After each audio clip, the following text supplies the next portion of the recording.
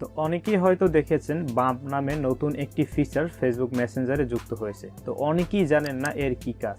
তো আজকের এই ভিডিওতে আমি আপনাদের সাথে এই ফেসবুক মেসেঞ্জারের নতুন ফিচার্সটি ইন্ট্রোডিউস করাই দেব। তো বরাবরের মতো আপনাদের সাথে আছি আমি নবীন, ফিরছি ইন্ট্রোর পরে।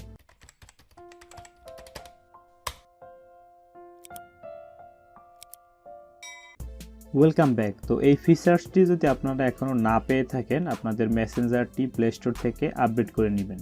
তো আমি এখন মেসেঞ্জারে প্রবেশ করি, তারপর যে কোনো একটি চ্যাট লিস্টে প্রবেশ করি।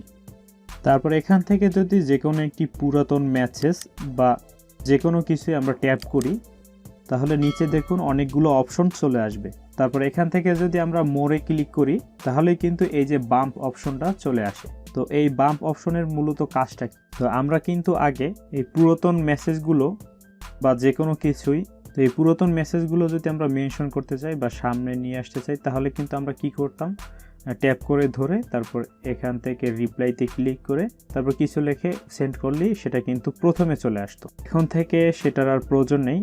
আপনি জাস্ট আপনার পুরনো কনভারসেশন বা যে কোনো কিছুই ট্যাপ করে ধরে এখান থেকে মোরে ক্লিক করবেন, তারপরে বাম্পে দিলে সেটা সরাসরি সামনে চলে আসবে।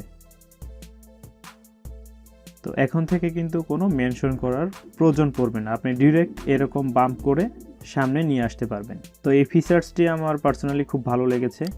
এখন থেকে আর মেনশন করতে হবে না, বাম্প করলেই হবে। তো এই ছিল নতুন ফিচার্সের কাজ। আশা করি ফিচার্সটি আপনাদেরও ভালো লাগবে। ভিডিওটি ভালো লাগলে অবশ্যই লাইক দিবেন, কোনো প্রশ্ন থাকলে কমেন্ট বক্সে জানাবেন এবং শেয়ার করবেন। আজকে এ পর্যন্তই, আল্লাহ হাফেজ।